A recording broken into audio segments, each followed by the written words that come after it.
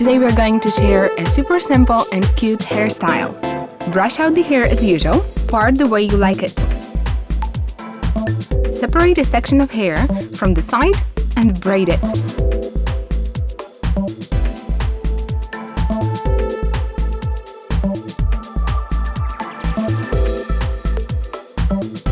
Add some hairspray.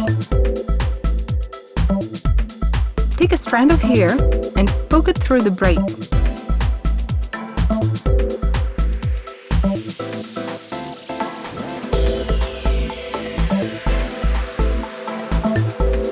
Keep going all the way down until there is no hair left.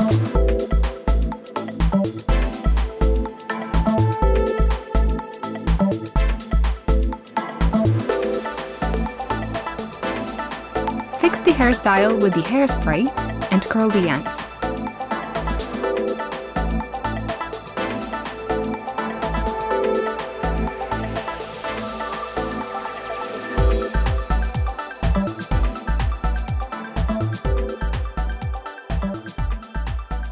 Here's the finished look. Hope you like it.